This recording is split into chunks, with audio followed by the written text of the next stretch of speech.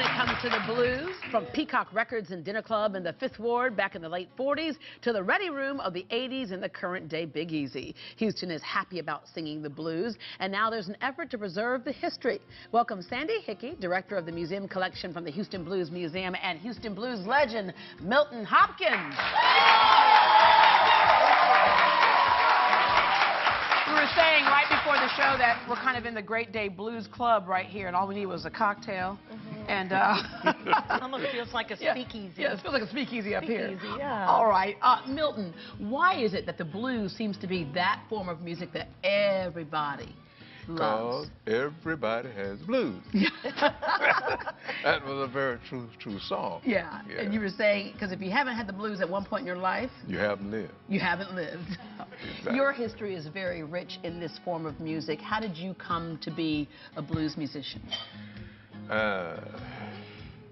It seemed that the blues musicians were the only ones that was making any money at the time when I came through. Yeah. And well, God took care of the rest. God took care of the rest. Yes. And you've gotten a chance to play with some amazing people, and you're related to some amazing people. Yes, exactly. Exactly. Oh. And for you, you are also a jazz singer. I'm a blues singer Yeah, blues myself, singer. Yeah, jazz blues singer. Yes, blues singer. And one of the things that you want to do is help to preserve this history, because there's lots of stories out there, but we need to put it all under one roof. Yes, we do. So much of it is here in this city that people don't even realize the rich history that we possess. And now they're getting it. Yeah. Now they're seeing that we do have it. And this collection, this exhibit that's going on at the Heritage Society will finally put us on the map towards that road, down the road. Yeah. Yeah. What are some of the things about Houston and blues that people just don't realize? They don't realize that they have access to great blues legends like Milton. They can go see him at clubs and brunch. He plays blues brunch at Danton Seafood on a Sunday.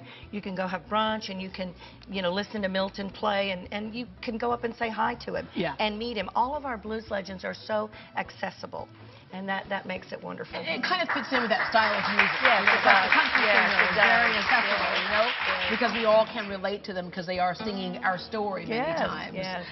Now, the Blues Museum does not have a permanent home right now, so how is it that people are being able, getting a chance to see these collections? Well, we've been displaying a few things. We started out with a poster collection by Martin Migloretti, which is the first picture over there on the to the right of us. And that is a collection of the blues for the Blues Museum that will be on display. There are 18 portraits of blues legends that are from Houston or made their way in Houston. And we say on display, but that collection travels around town. Yes, it's going to be a mobile exhibit for us. It was displayed at the African American Library during Black History Month over at the Gregory School, and Martin's in the audience today, and we thank him because he really helped us move along by us purchasing that exhibit. Yeah, but you would like to have a permanent home at some point. Yes. And what are you doing to help that effort come to reality? Well, thanks to the Houston Arts Alliance, who has been a big supporter of us in the city of Houston. They have really put us in touch with organizations that have helped us, that have taught us how to be a board and how to be a museum. They've put us in touch with all of the people that have helped us with the artifacts, people from the Museum of Fine Arts. Now with the Heritage Society, we'll be displaying these. The Society of Performing Arts put on a huge show back in February with Milton and Trudy Lynn, Grady Gaines, the Kashmir Reunion Band, and Texas Johnny Brown. So we were so proud of that because that was a big step for our blues community. Thank you, Houston Arts Alliance. Yes, yes, yes. Now, Milton, your cousin is Lightning Hopkins. Lightning, yes. But you played with people like B.B. King as well. Now, we know that B.B. has Lucille. What's the name of your guitar? Hannah. Hannah. See, now, I never knew that. Yeah. And I've known him a long time. Well, hello, Hannah. You remember Hard-Hearted Hannah? Yes. You are coming up on your 100th birthday. It's not too far away. Lightning is coming up. It's 100th birthday. Lightning. Yours is not too far away. That's true. That's very true. But I think it's just so cool because you have such a deep, rich history in that music. Yeah. And you sharing it with us and keeping it alive, because it really is kind of one of those other American art forms, you know, that we can call our own. Yeah.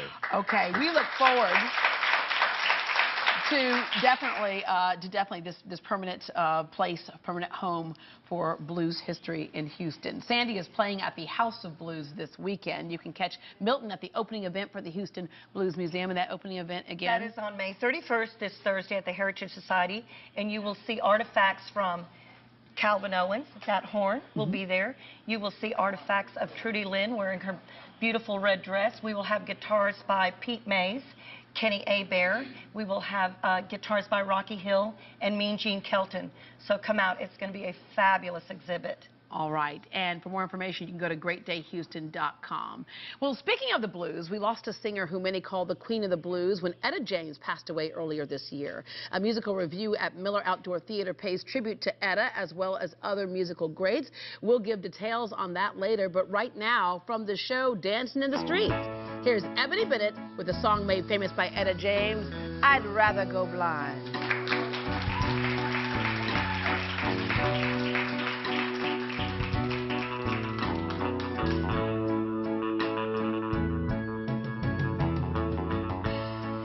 Something told me it was over when I saw you and her talking. Something deep down in my soul said, "Cry, girl." When I saw you and that girl walking out, ooh, you see, I'd rather go blind, boy,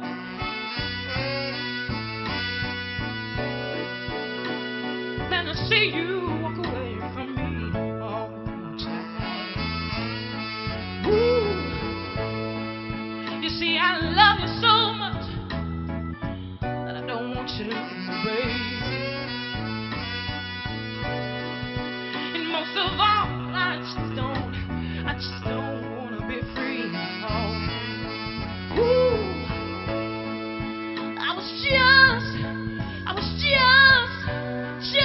in here thinking of your kiss and a warm embrace. Oh, oh.